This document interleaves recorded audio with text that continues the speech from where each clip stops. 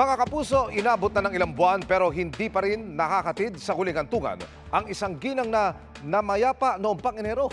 Daing ng kanyang mister, hindi pinayagan ng ospital na mailabas ang labi ng misis dahil sa mahigit 1 milyong pisong utang.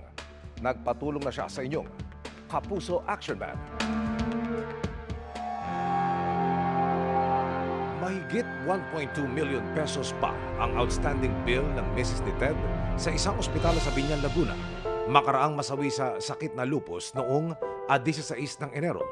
Sa lagay na yan, naibaba na ni Ted ang bill na unang pumalo raw sa 1.8 million pesos. Pinasikaso ko nga po sa mga guaranteed letter sa mga gobyerno. Nabawasan ko po ng 650. Pero mga kapuso, mula ng masawi, magwawalong buwan nang hindi na ilalabas ng ospital ang labi. Ginagawa ko po lahat para makapagpahinga lang po siya ng maayos. Kasi kahit ako po, mabigat na po yung pakiramdam ko talaga kasi hindi na po nakawala sa isip ko. Naapektuhan na rin po yung buhay namin. Gusto ko lang po yung makapagpahinga na po siya ng maayos.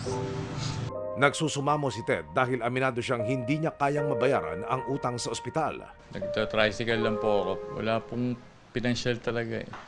Kulang na kulang po talaga. At dahil nga po sa problema ng labi na hindi mailabas sa ospital, dumulog ang inyong Kapuso Action Man sa Department of Health na nakipag-ugnayan naman sa ospital.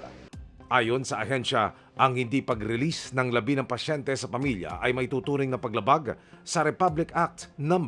4226 o Hospital Licensure Act at Republic Act No. 9439 o Anti-Hospital Detention Law. Ipinag-utos ng DOH sa ospital na payagang mailabas ang labi sa pamamagitan ng promissory note. Sumangguni rin tayo sa isang volunteer lawyer kung ano ang gagawin sa mga ganitong sitwasyon. Sa sitwasyong ito, hindi dahilan na hindi porket hindi nakapagbayad yung pasyenteng namatay or yung kamag-anak ng pasyenteng namatay ay i-detain na ng ospital yung cadaver ng pasyenteng yon. So they can be sanctioned with fine or imprisonment or both at the discretion of the court. Yung mga death certificate or other documents na gagamitin for other purposes other than yung interment ng tao, yun pwedeng i-withhold ng ospital yun until makapag-sign ng promissory note. Ayon sa payag ng ospital, tiniyak nilang susunod sa alituntunin ng DOH.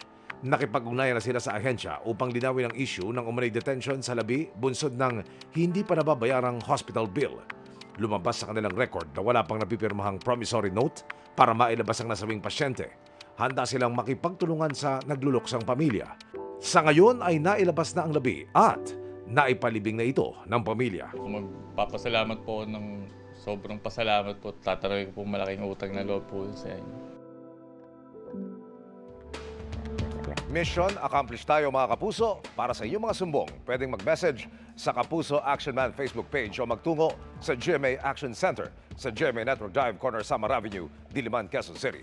Dahil sa namang reklamo, pang-aabuso o katiwalian, tiyak may katapat na aksyon sa inyong Kapuso Action Man. Mga kapuso, buhol-buhol na trapiko ang madalas indahin sa isang bahagi ng Giginto, Bulacan. May traffic light namang binili sa halagang mahigit 4 na milyong piso. Pero pispalinghado, isinumbong yan sa inyong Kapuso Action Man. May itinakdang mga traffic light pero paano kung hindi gumagana? Ang resulta, buhol-buhol na daloy ng trapiko at mga sasakyang naimbudo. Iyan ang sitwasyon sa panulukan ng barangay Tuktukan sa Giginto, Bulacan. Kaya ang mga sasakyan kailangang demando ng mga traffic enforcer. Sira na yan, matagal na. Lahat kasi dito dumadaan pag high tide eh. Hindi nakakadaan sa kabilang karsate. Talagang no choice dito daan. Sunod nito, sobrang haba ng traffic. Walang masunod na tamang oras ng pagpasok ng mga sasakyan. Napakahirap po masyado. Naaabala yung mga residente, mga sasakyan po.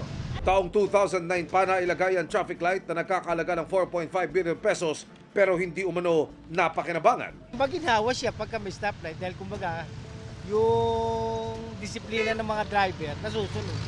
Abala. Solusyonan sana ng maayos.